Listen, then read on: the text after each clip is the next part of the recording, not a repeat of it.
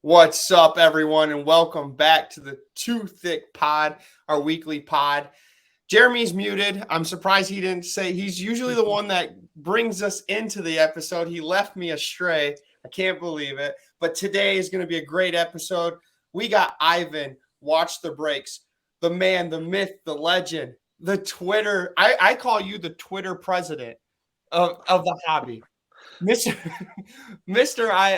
Father and lover of cards. So welcome.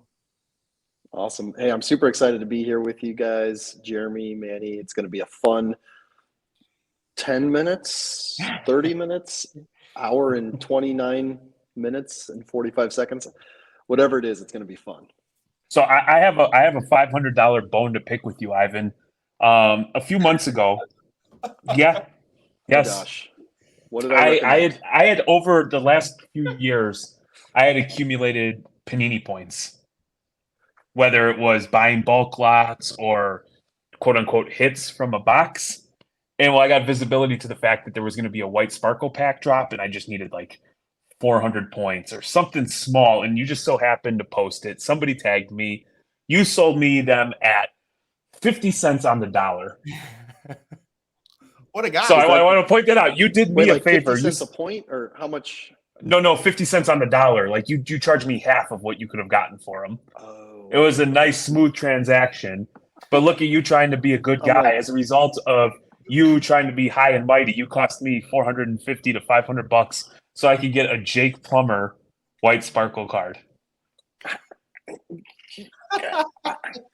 I don't build the checklists. I'm sorry.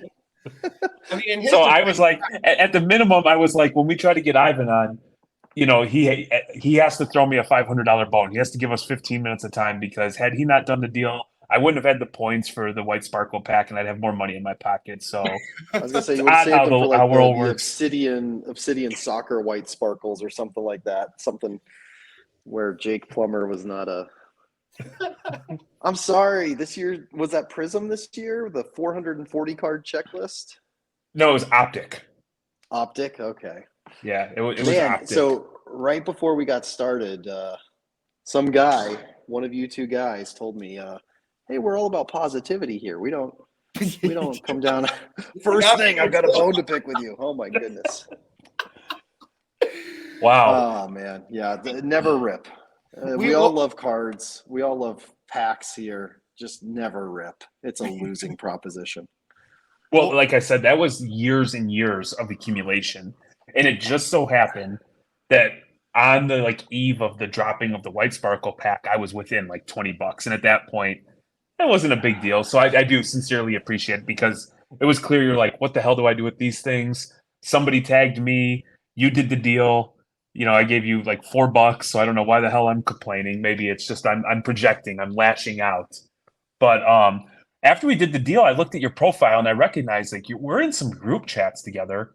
I'm more of a lurker in certain ones where I just kind of act as a sponge and soak up information.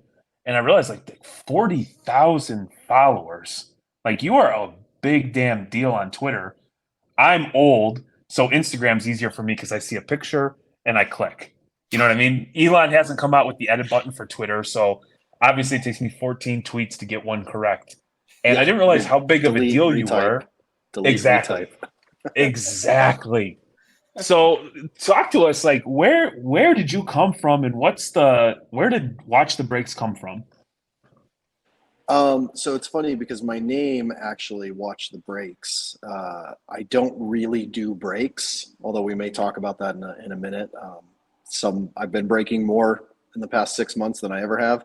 So I moved to Los Angeles 15 years ago yesterday, actually, to pursue acting, and worked in production. And then that was when YouTube was first really spinning up and people were doing web series. And I got back into collecting, which I had done as a kid, for years and years before I was around 16, 17 when there was just too many products, and I got a car and I was looking at colleges and all that and sort of fell off. So I got back into it in 2011, late 2011. I started getting into football collecting. And I had this idea because in those first couple years, I made every single mistake possible. And I even said, it's actually, if you know the story of Foolish Jack, old parable where he goes to work and he gets one thing and brings it home, carries it on his shoulder, and the cheese melts down his head. And his mom says, you should have put it in a bag and carried it under your arm. He does that with the chicken the next day.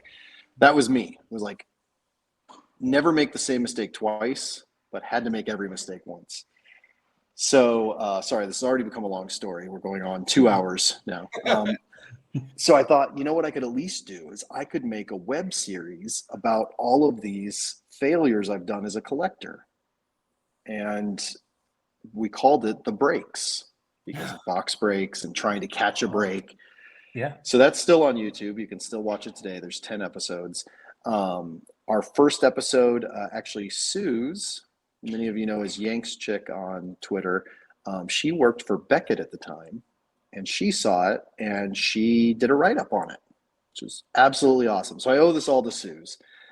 And other collectors started watching it, and, like I said, we did 10 episodes, and from there, I kept collecting. I kept talking about cards, and time does funny things. And then GTS spun up a podcast about cards to support their marketing arm, Go GTS, the website. And I was asked to co-host with Rob Bertrand. And that also led to hosting the main stage at the National from, I believe, 2016 all the way through 2021. And so that was just really awesome. And so that's how my Twitter grew. That's how I got to be where I am today. Now, Manny says the president of Hobby Twitter, that's only true, and that I'm a total sitting duck, and I let everybody else make the hard decisions. Everybody else votes on things. I just pontificate. It's easy. Yeah. It's the only connection to being president that I may have in that regard. But I appreciate it, Manny. You're too sweet. The reason I call you the president is this is where Jeremy needs a thank you, and I'm going to say he was upset about the panini points, but I don't know if you recall, like if you ever have a question. Start to the episode. Yeah, you come to whenever you have a question about the hobby, you go to Ivan. So Jeremy asked me, do you know anybody that has showcases? I went right to you, and you were kind enough to tweet it on your platform to get some answers for Jeremy, and you didn't know who Jeremy was at the time. So I do want to bring that up because yes, Jeremy, Ivan's out helping you when he didn't even know you. So to be clear, thank you, Ivan, for doing that. But I also just pictured him with the maniacal bad laugh going, moo ha ha ha. I know who that sucker is. Yeah. Pawned off my panini points on that idiot. The funniest thing about that is, do you know after I sold them, how many more people asked me if I still had them for sale? Oh, I believe it. This is an episode of The Breaks right here. Yeah. Making his fifth appearance, me. Yeah.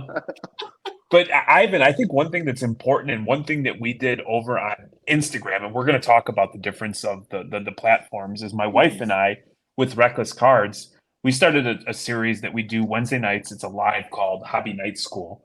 And it was all about education. And we felt like, hey, in real life, we're fortunate enough that we've had the ability to take some chances or to make some mistakes, because I'm just by nature, I'm the kind of person, if you tell me something can't be done, I'm going to figure out a way, or at least attempt to try to do it. And so while, everybody's zigging, I was always trying to zag and try different things and see if I can make my own way in the hobby. And we always felt like it was impactful to share our losses or negative experiences instead of just highlighting the positives, because when we got into the social media thing, everybody has $1 million cards. Everything everybody does is perfect and they don't make mistakes. And I'm like, what the hell, man? I can't do anything right over here. I get a good player, find out it's the wrong kind of card. I buy a slab, it's the wrong slab. I buy something and it's the wrong, it's numbered and it's auto, but it's the wrong Bowman parallel that people don't covet. Yeah, it's And the so shimmer, not the base, right? exactly. So to me, I think series like that, I wish there was more of that. And I would, and I think you would agree, you're better off and you're more successful as a result of going through those experiences than if you just had it easy peasy. I think that's why we're starting to experience some of the stuff that we are right now is the people who came in the pandemic. It was just get money and they didn't have to work or learn anything. And now that things have changed, the climate's adjusted a little bit. They're facing that adversity and it's kicking their ass. Well, I mean, it's really unfortunate because, the numbers, you can't argue that if you're looking at the way people want to look at the sports card market, which is the value of my cards, if you look at that in general, things are down because what was your cards were things you were overbuying for. People were buying Tatis, people were buying Acuna, people were buying Soda, forgetting that performance matters. So those guys don't perform this year. The cards aren't down if you were buying Aaron Judge in the offseason, and if you were buying Yordan Alvarez in the offseason, and if you were buying Jeremy Pena at any point up until about 3 weeks ago, cards are up. If you were buying Justin Herbert, maybe cards are down. So it does come down a lot to that. And that's another reason why I don't like a lot of those comparisons, because then people say, well, look, this index is down. I mean, I pointed out today or yesterday, I can't remember, time is a flat circle. I shared the card ladder index for the last quarter, and football was down like 26, 29%. But which cards are they measuring, first off? They're measuring the cards that were most popular. Mm-hmm. And that's why it's also a double-edged sword when you talk about like gains, like, oh, look at this index beat the S&P 500 over a decade, but that's the index of the 10 or 100 or 500 most popular cards.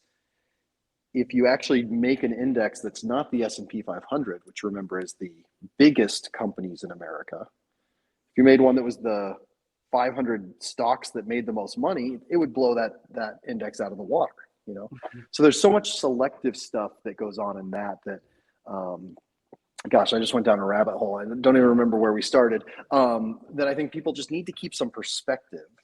And I feel for people that bought high on those things because I don't want to see people lose in the hobby. That said, you said something interesting, which was, it's not all just about the positive. A lot of it's about the negative.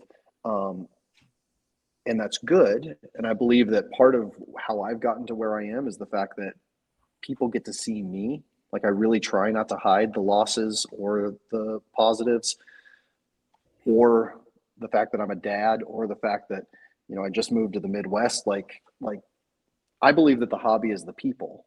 And so by being a person, hopefully that's what people enjoy following. And if the content dovetails with the hobby, it's good. If not, it's still me. That said, in there, it's so funny that the negative often gets a stronger response on social media than the positive. People love heightening the negative. It's just a human thing. It's harder for us to highlight positive than negative. I had an analogy that hit me metaphorically, thank God, at an intersection in Los Angeles about 4 years ago, where I'm sitting there and I'm like, everybody, like people in LA, terrible drivers, right? I'm sure you guys have heard, even, have you driven in LA? I haven't. I have. Okay. So Manny, you haven't. What are the drivers like in LA though? Right? Everybody knows. Yeah, I mean, I've heard that it takes an hour to get there, and they don't care about anybody else on the road. They're all for themselves. Kill or be killed, man. Yeah, exactly. Yeah. So you hear that, but here's the thing. Part of where that comes from is I'm sitting at an intersection trying to go downtown in the morning during rush hour, and somebody's making a left-hand turn where there's a big sign that says no left-hand turn at this hour, right?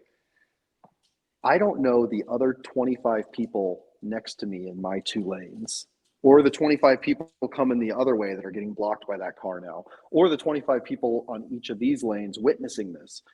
That's 100 people having a negative impact from one person's bad decision. And all 99 of the rest of us are like, man, drivers in LA are idiots. because we don't get to connect with all the other people that are experiencing that same thing that are normal, nice, average people. So that's just an example of how negativity gets so exacerbated versus positivity, and why, without sweeping bad things under the rug, they need to be exposed. They need to be talked about. We need to analyze them.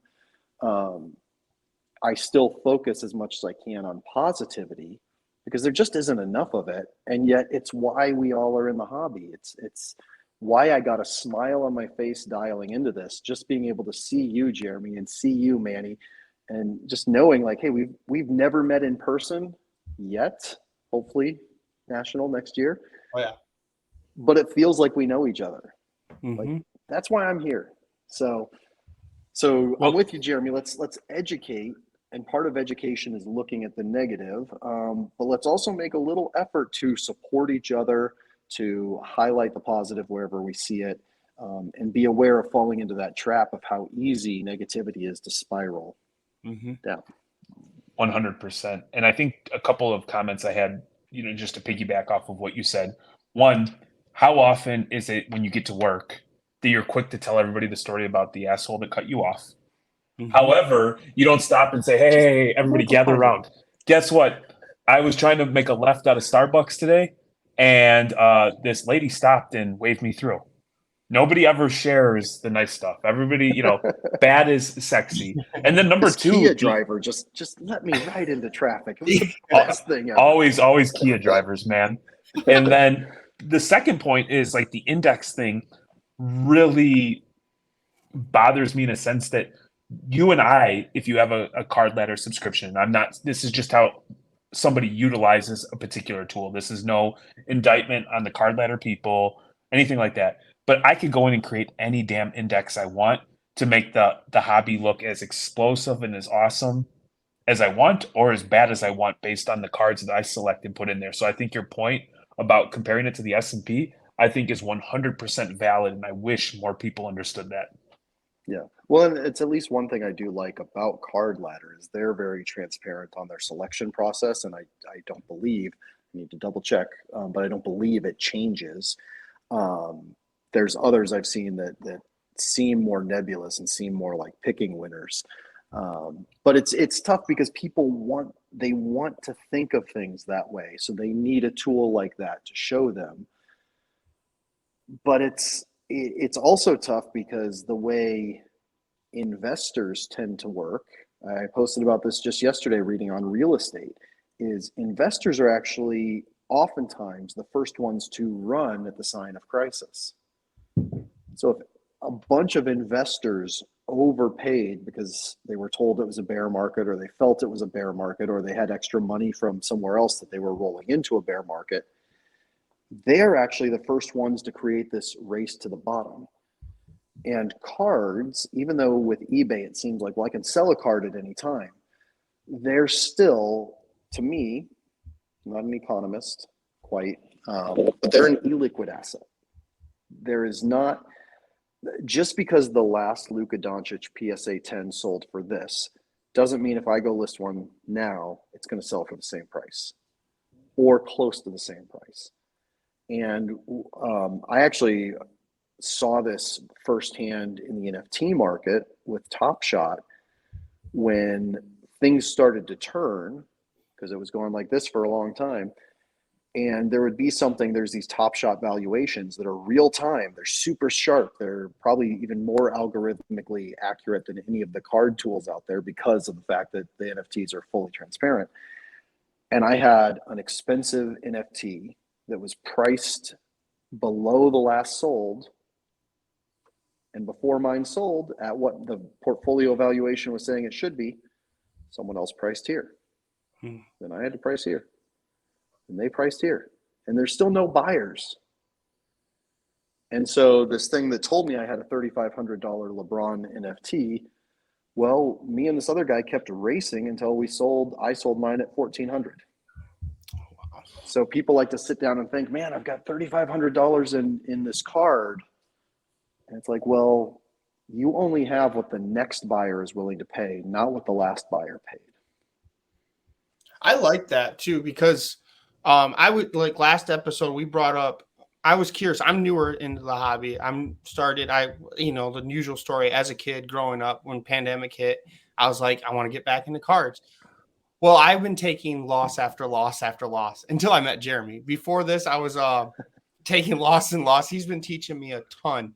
But I'm starting to like think like comps. Sometimes comps can be a bad thing and bring out negativity in the hobby as well as positivity. Oh, so much. And it's a weird change of my mind because at first I'm like, oh, comps are great. Maybe this is when 2020 because it's actually improving. But now that it's coming down, it's like, man, comps are actually becoming a negative thing for the hobby as well. Yeah, so not everybody can spend 24/7 in the hobby checking the cards that they want, like I may do currently. But I'll tell you what, it was liberating. About maybe 2 years ago, maybe a year ago, I really hit a point where, for me as a buyer, a comp didn't matter. Like if there's a Chicago Cub card that I want that's $15 and the last one sold at $9, I'm like, it's $6. I'm gonna buy it.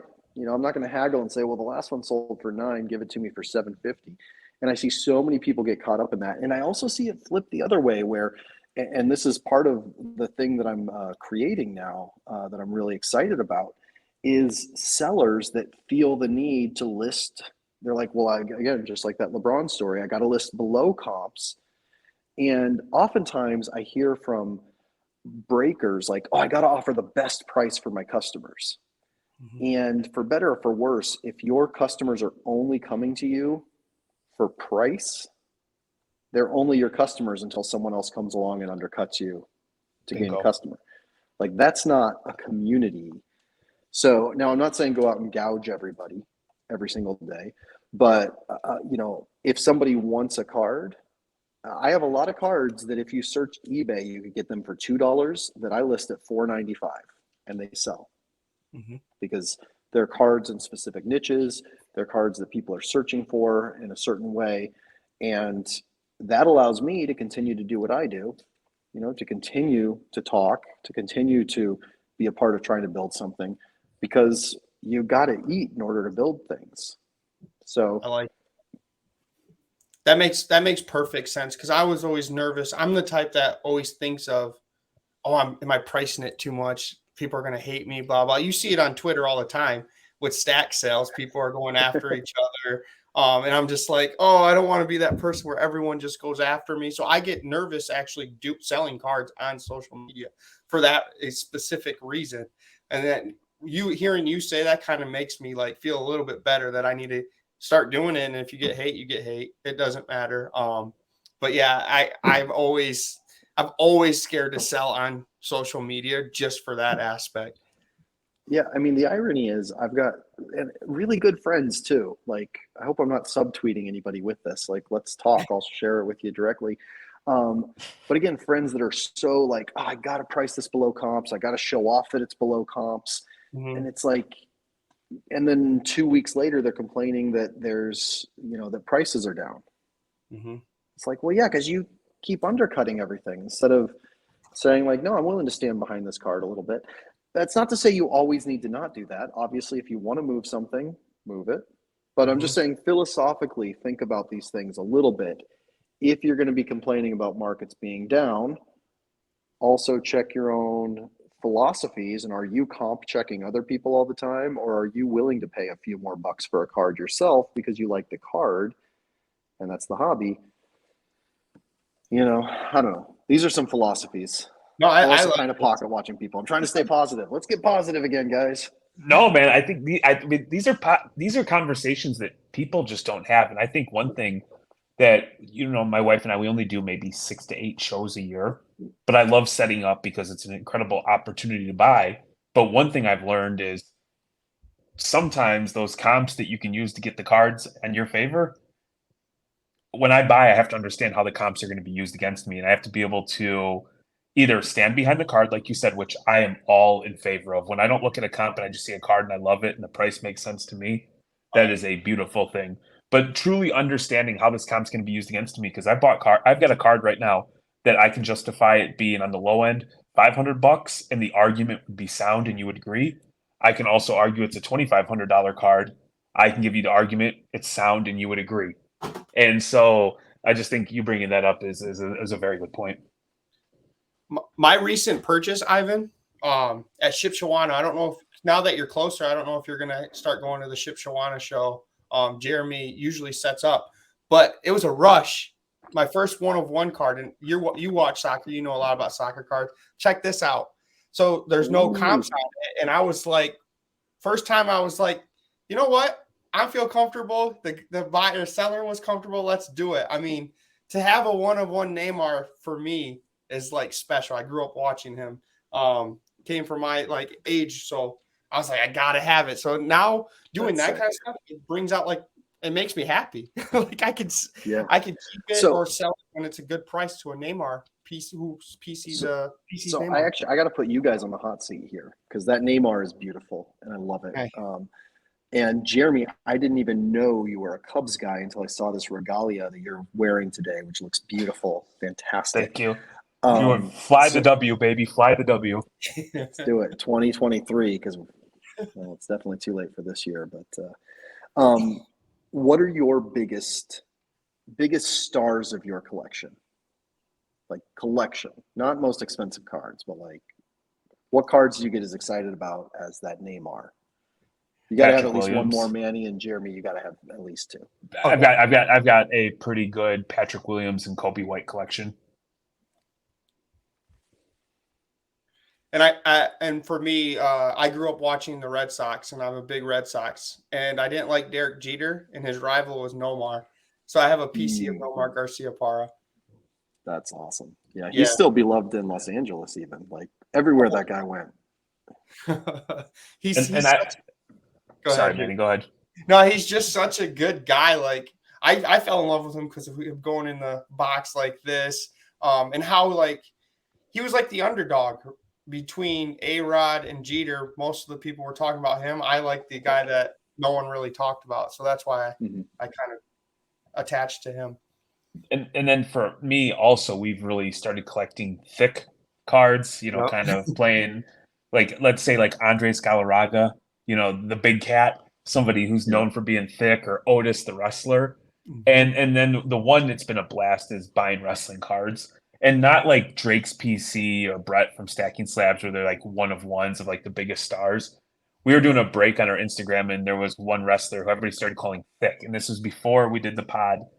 And even though I don't currently watch wrestling, it was the most nostalgic thing. You had cards and you had wrestling coming together, and everybody reliving stories from our childhood. So wrestling cards, and those are the ones where if I just see it and I like it, I don't care what the price is, I'll buy it. So that's my hot seat answer. I like it. Ivan, you still there? That was good having you, Ivan. Yeah, it's good having you. No, dude, you started talking about your Neymar, you got bored and logged off. Yeah, he's like, I'm done with this. I'm done with this podcast, but he'll be back. Is he staring at me or is he staring at you? I think he's staring at you. I don't know. No, while we wait, I kind of like how he brought that. He was like Aristotle us pretty much. I'm like how the hobby, like with comps and all that, because we would just went into depth about that. It's just buy what you love, don't matter what the cost is. Let me send him a back invite. While I do that, let me. It's all good. Yeah. No, he went down that path, and I want to ask him because I got a sense that he's all about, if given the resources, building some kind of, I think he already built a platform, but he seems like a systems and process guy like myself. What did I miss, guys? Jeremy said I bored you by talking about my Neymar, so you just logged off. But as he's talking about wrestling cards, you bored me with Nomar Garciaparra? No, just kidding, Jeremy. No, I could. I do want to switch gears. I do want to switch gears because lately you've been working on a big project. And I do want to bring it up. And I'll let you kind of introduce it. What's your project and what? I know your mini talents. when we were in group chats, I never really wanted to ask what you do, because it was like, I feel like Ivan does everything, and I felt like a dummy in the chat saying, "Hey, what's Ivan actually do?" So here's your chance to tell me what you do, because I was so confused. Yeah, What's your jack of social? all- What's your routing number? I guess everything else. What do you do, Ivan? Yeah, well, so it's funny you say that, because I have been in my life a jack of all trades, Yep. maybe master of none. I've had an incredible run. When I first landed in LA, I fell backwards into being an assistant to one of the top film producers of all time. Got to meet incredible people right out the gate. And then I went to work for one of the top chefs of all time, Wolfgang Puck, and got to, do the Emmys, the Oscars, Golden Globes. And then I got into finance and learned how to do some really advanced financial navigation and planning for people at a top firm in Southern California. And then in the background, I was building communities in the sports card world. Well, I got really lucky that early this year, one of my followers happened to be a guy who worked at Snapchat, and him and some other engineers and designers there had come up with this idea. And he asked me to coffee because we were both in Los Angeles. And he sat down and he's like, "Hey, would you want to test this out?" And, there's a lot of platforms out there right now. Some I use, some I don't. Actually, most I'm on, though, at least in some fashion. The ones I don't are probably I don't have a subscription to every single auction house. But I'm like, okay, another platform. But hey, I always say yes to a meeting. Like,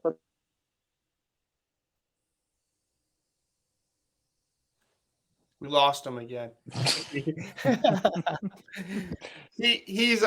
just moved, and he's in a discreet area right now. He's on the mean streets. We're getting into the meat part, right? I'm excited to learn about his new project. Here he comes. My man, he went to LA. He did everything, and anybody that drops pontificate on a sports card show is my man. Oh, here he is.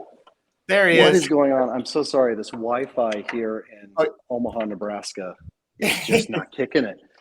You're fine. Ivan, the most important thing I do want to draw I want to draw attention to the fact that I did, give you props for dropping pontificate on a sports card podcast. So that is all.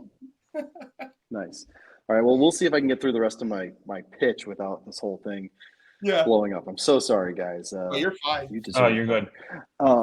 So we sat down and started talking, and the whole idea here was there's so many micro communities that are doing transactions because they're trusted communities. Like Manny mentioned, group chats. We're all in Facebook groups around the hobby, I'm sure, where there's people that have a shared interest that we're transacting with. Discord groups. And a lot of these social networks have come up with their own version of like buy, sell, trade. But the social network itself is not built for that. So people have sort of bootstrapped or band-aided how to do it. So they were like, well, how can we actually make a marketplace platform that supports that? It's like the engine in the background for that. And then also concurrently, there was, obviously astronomical growth in the live streaming, live video sales arena. But everything that existed that they saw was, okay, download this app. And then if you had a community, which, again, as Manny's pointed out, I have some friends on Twitter. It's okay, now move all of your community onto that app. And then what happens is they peanut butter the users. Do you guys know what that means? No. So I joined that app because I'm a big fan of two Thicc pod breaks, right?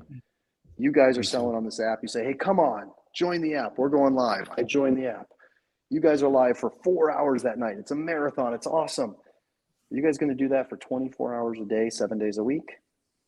God, I hope not. Jeremy, you and your wife gotta talk, right? Manny, you got stuff to do. Yeah. So the next day, you guys aren't live, and I get a notification. Hey, guess who's live now? Hey, you bought this yesterday. Maybe you want to buy this today. And they start spreading the community that you brought onto the app around to other users, and that's kind of the MO. It's hey, join this app, sell on this app because we bring you buyers.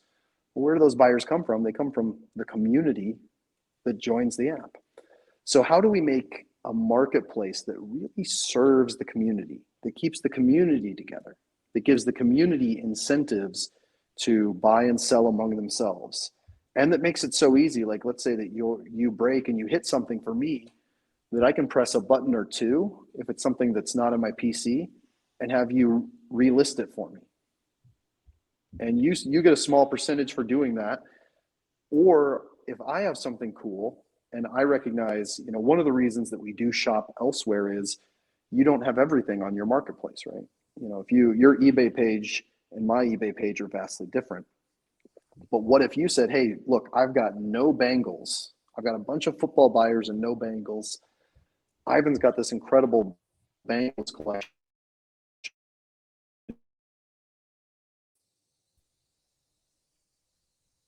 Did he drop again? What the hell just happened? Why am I at the bottom now?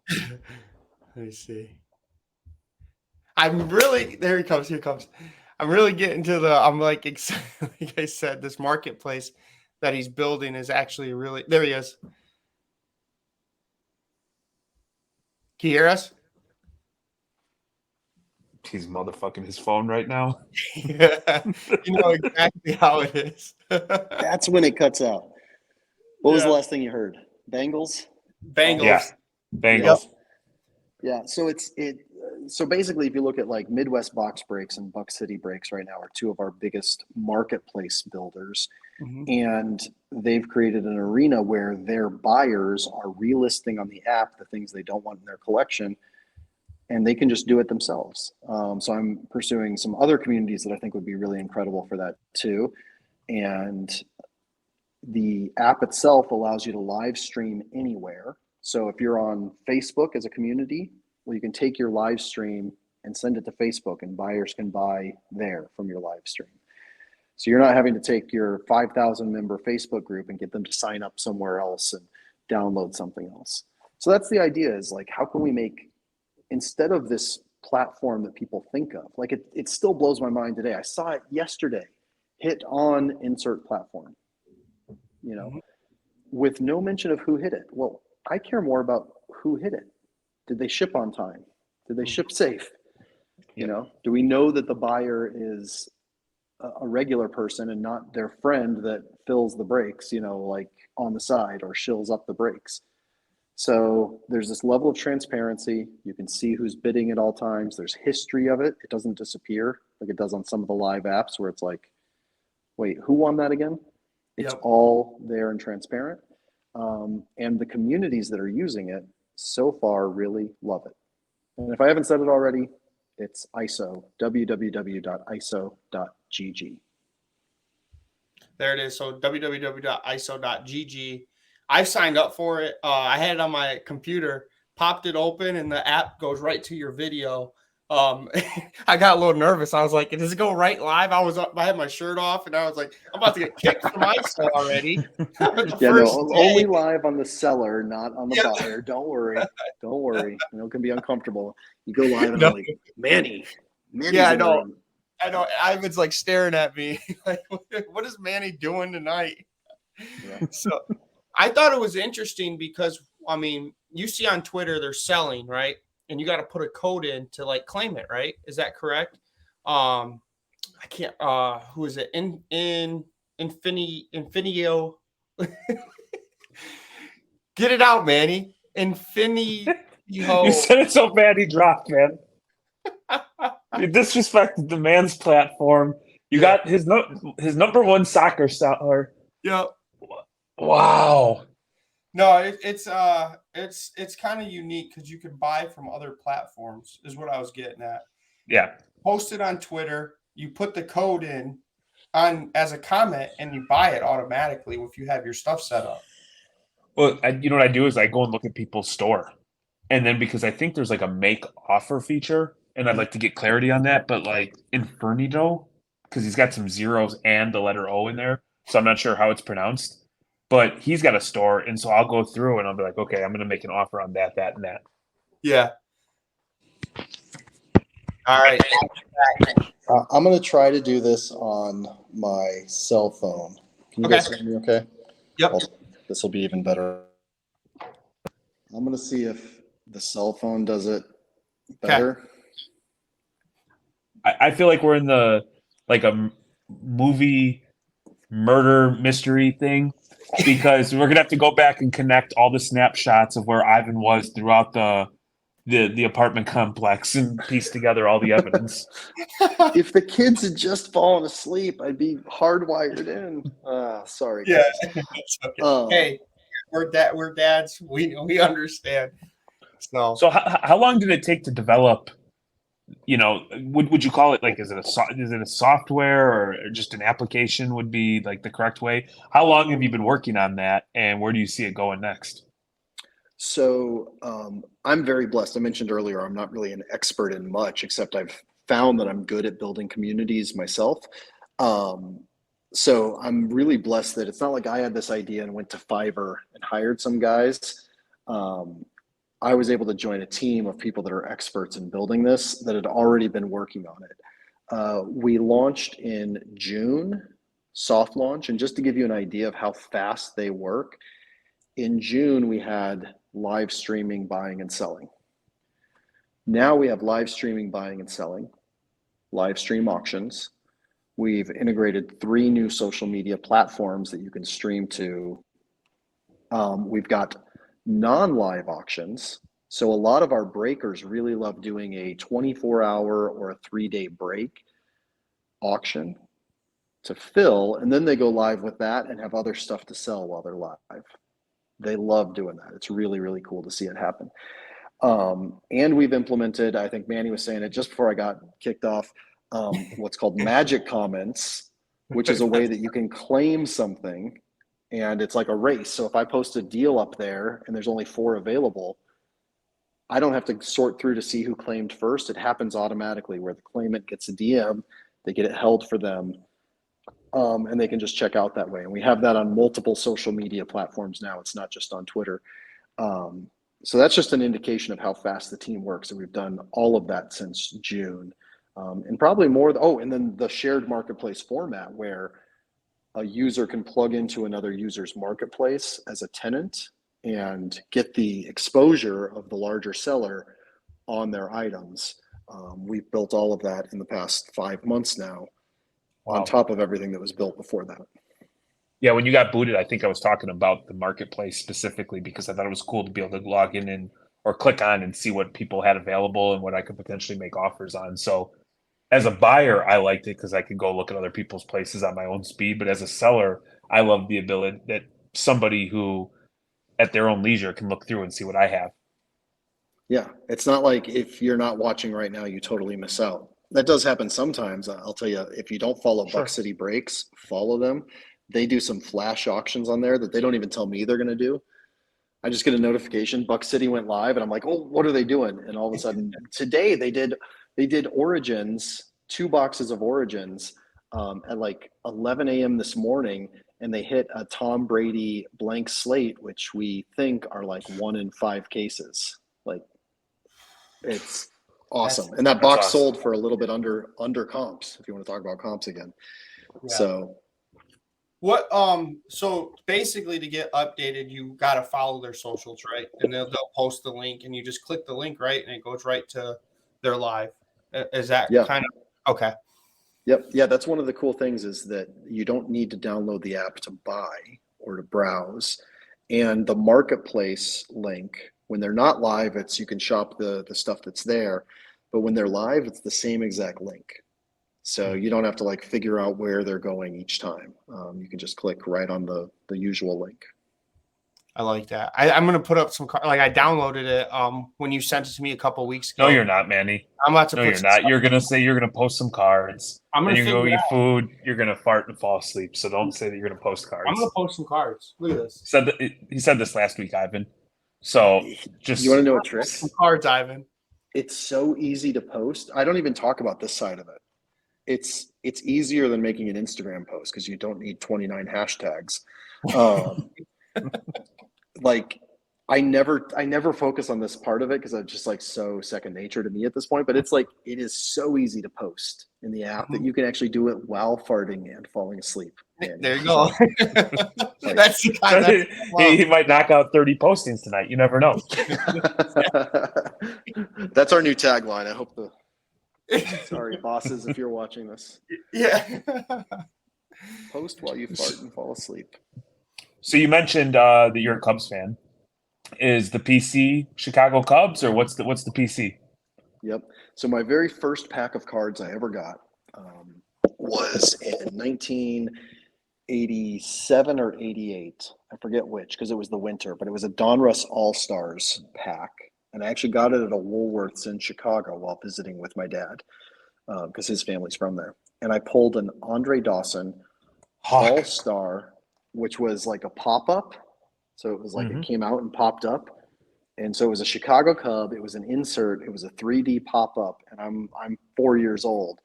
I was absolutely hooked from that moment on collecting, as well as the Cubs who were, in my blood. So yeah, I'm a huge Cubs fan. And Chris Bryant is my PC of all PCs. My best card of his, my favorite card of his is his Bowman Chrome 2014 that was autographed that my buddy Mike actually gave to me because Chris Bryant, Mike's a big collector of memorabilia also. And back when Chris Bryant was in the minors, Mike sent him a tweet of a bat he was trying to buy and said, "Hey, Chris, can you confirm that this was really game used minor league bat?" Chris Bryant actually looks at it and says, "Oh my gosh, I remember that bat and I remember the dude I gave it to. I can't believe he's selling it. Dude, I'll send you a bat. Don't buy that." Oh, that's so he sends my buddy Mike a game used bat, autographs it. And Mike is so floored. And Mike he tried to say like, "Hey, I work in this industry. Can I ever do anything for you there?" Like, tried to give Chris something to say thank you. And Chris was like, "No, man, no, nothing." And so he said, "You know what? My buddy Ivan has been trying to hit this card and I've got an extra. I'm going to send it to him." This was back when, it's a little bit cheaper now actually, but back then it was the card. It was like, $300, $400. And so that run 2014 Bowman, I opened 15 boxes of, which in 2014 was unheard of. For me, it was unheard of. I was not a case break guy. This was not when case breaks were, individuals weren't doing case breaks back then. I know it sounds strange now when you see so many people just doing that. Yeah.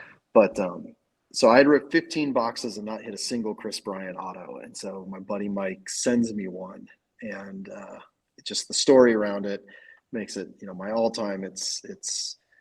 I've got a lot of other great cards and a lot of other great stories, but we're already approaching like 2 hours with how many times I've cut out. But that card is absolutely number one and always will be. So. I mean, we talked about community, and you share a story like that. I mean, that's what makes this place awesome. And to me, that would instantly be the top card forever in my collection, just because the thought that went into it, the player, and I'm sure at that time, 2014, 15, 16, 17, 18, Chris Bryant was going to be the greatest Cub of all time. He was a can't miss prospect that not even the Cubs could mess up. And so I just find that story to be just absolutely awesome. He didn't. No, they didn't. And he is the greatest Cub of all time. World Series on this day 6 years ago. World Series secured. Oh, that's awesome. The greatest game ever played, Manny. You don't know that? Yeah, I know that there was a fake rain. No, I'm joking. A rain delay. Fake rain delay? How do you fake rain? What was the delay? It was in Cleveland even. It was in Cleveland. Yeah, it was in Cleveland. How did they fake a rain delay? I'm so used to trying to get under Jeremy's skin that I had to say it. I am a weathered Cubs fan, my friend. There's nothing that you are going to say or do that's going to rattle myself or Ivan. And I'll tell you this, I was just in Weldon Springs, Missouri, which is a suburb right outside of St. Louis for work. And the neighborhood we were working in, like a Cardinals player lived like relatively close. And so we started talking, and somebody was giving me a hard time for wearing a Cubs hat. And naturally, as a Cubs fan, I deferred to the Cardinals have been better. And I thought for a second, I'm like, wait a minute. When was the last time you folks won a World Series? I'm like, please recognize the 3-1-2 2016 champion is in the house. Thank you. And then a week later they got bounced from the playoffs, and so we were emailing back and forth, something work related. I just reminded him once again that the Cubs have been a World Series champion. I won't go that far, but I will say, Manny, as a Red Sox fan, you can understand. Yep. You should have a little empathy here. Yeah. Like, I actually fell in love with the team because of the curse. I do want to switch. Before we go, I do want to ask: are you going to be like the host of the 2023 National in Chicago, or are you done doing it? No. So actually, this past year, I was not there. So because I left Go GTS Live in May of this year. Okay. I was about to have my third kid. I saw where ISO was going, and I just needed to be able to focus.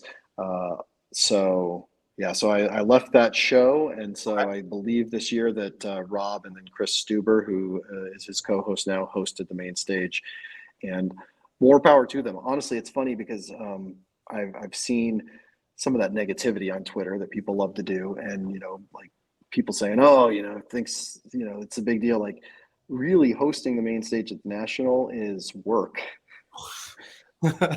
My two nationals before that were so fun. I mean, it's fun work, but it's like I don't get to go look for ComC steals that I can upload later. I don't get to go hang out with my friends and walk the floor for 10 hours. So I'm really looking forward to next year's national, because it will be the first one where hopefully I'll be able to have some time to enjoy the national, not just all the cool things that happen on the stage. So yeah. And if the app takes off the way it's supposed to, maybe you'll be in that big corporate center, and it'll be a whole different hobby experience for you. Yep. It's so funny. I was just thinking that same thing as I was saying that. I had to. If you rewatch it, you'll probably see when it was like, oh wait, no, I'll probably be working a different booth. But at least that'll be fun, because I'll be surrounded by other community builders too.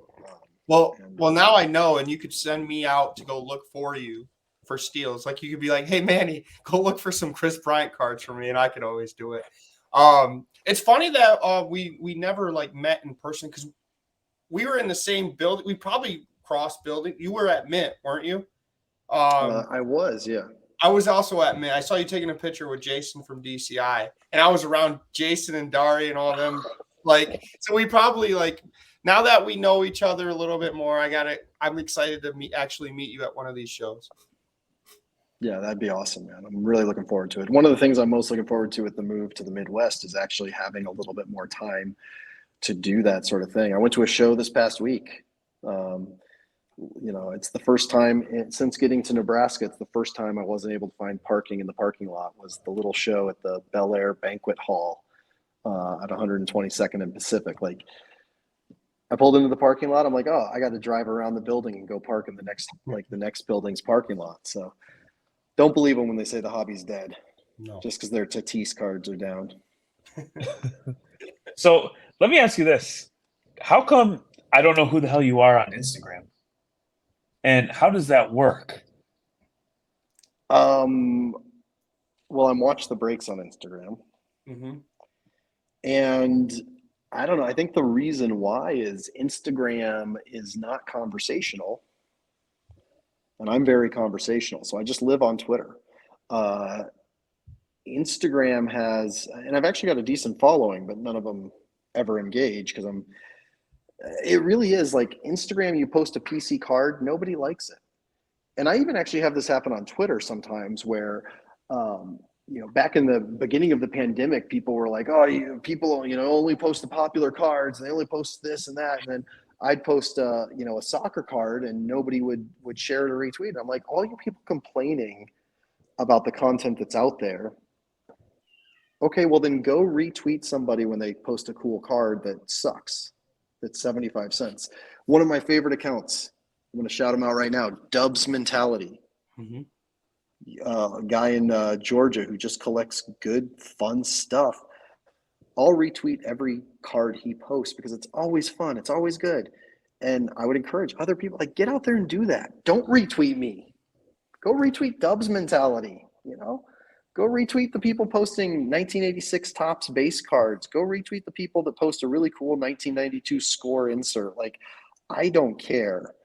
Just like, don't complain that the hobby only likes the six-figure Shohei Ohtani autograph cards or the negative stories about redemptions not being fulfilled, which then get no traction when Topps actually does go back and honor that and the person posts that. Like, that's all well and good, but man, if you love the hobby and if it's all about the cards more than anything, then, you know, just go post some cards. Retweet other people posting cards. Show some love to people.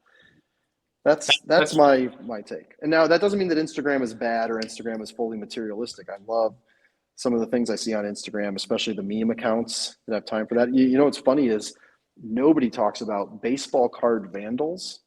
Do you guys follow them on Instagram? No, I don't.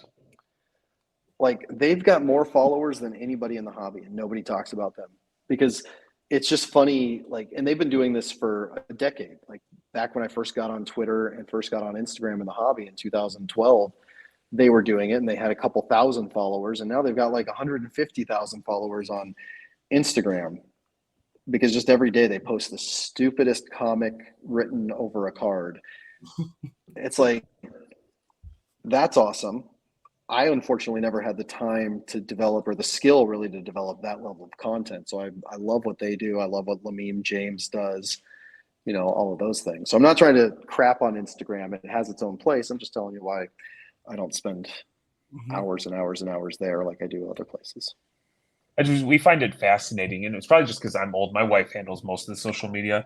Her one ask of me is handle Twitter.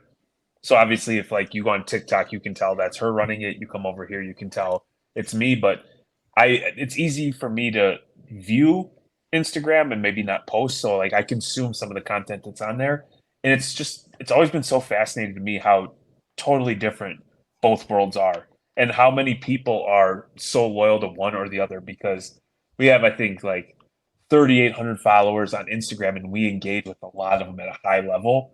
Of all of those, there's only a couple that are actually on Twitter.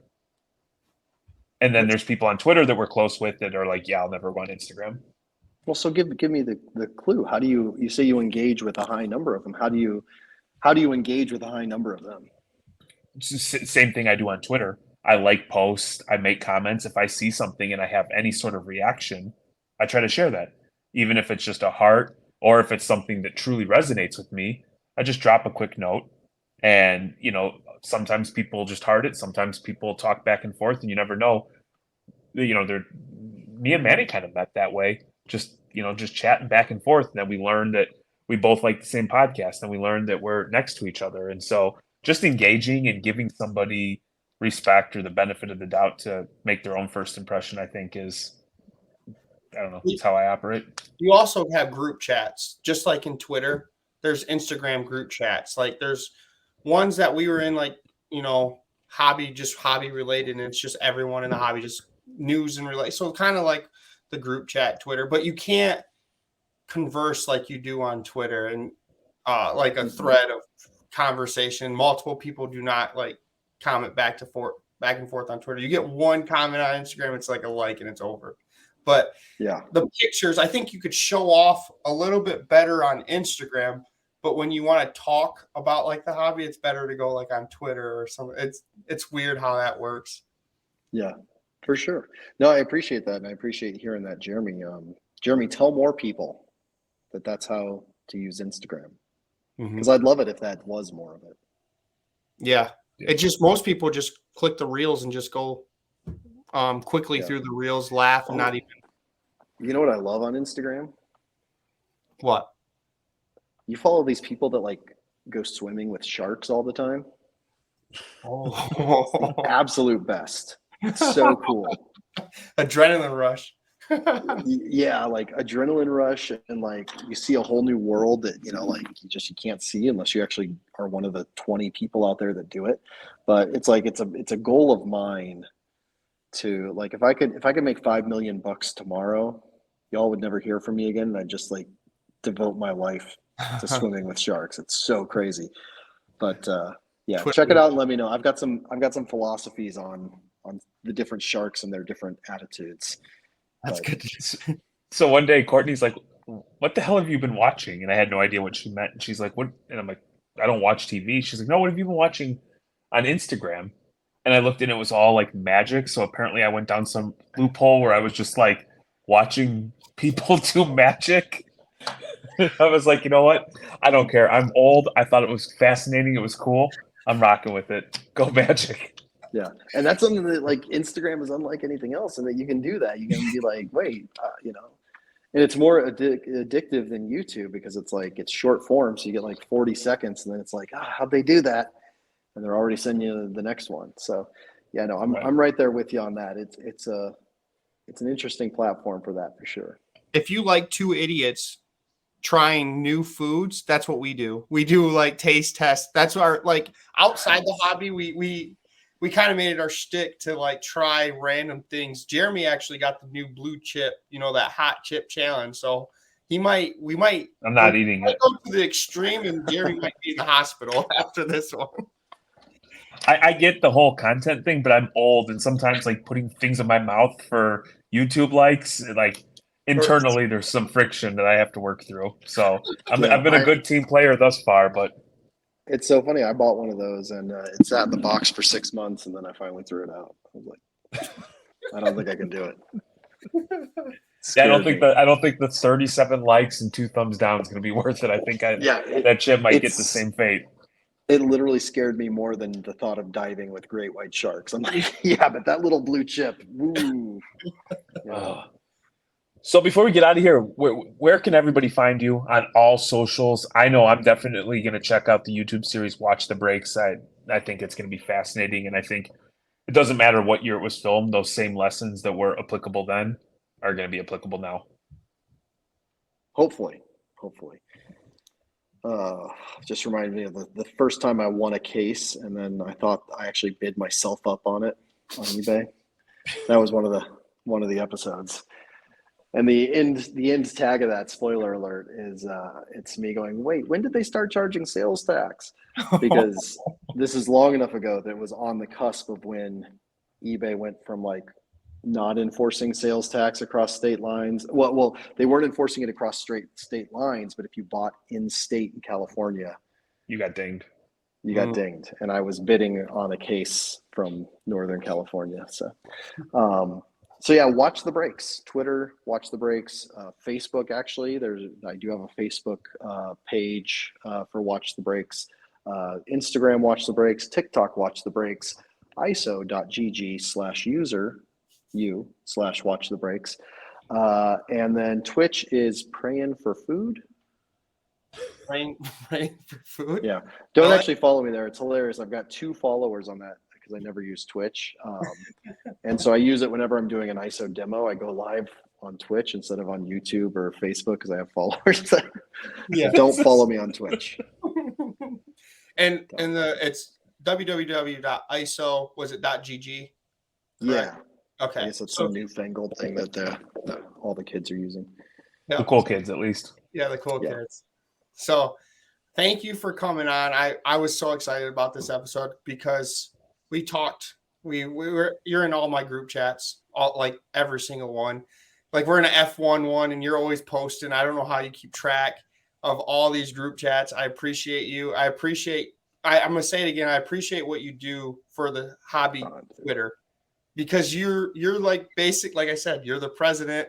If you were to leave, that's the demise of hobby Twitter in my eyes. So thank you so much. Well, thank you guys. The good news is I'm a collector first and foremost. So no matter what changes in the market, I'm not going anywhere from hobby Twitter. So good news and bad news. Some of y'all out there groaning at that, but so we appreciate the time, man. We wish you well on your endeavors, and we'll make sure that we share them on all socials and support you. And we wish you nothing but the best. Awesome. Thank you guys. It was an honor. Have a good one. Bye. Bye for now.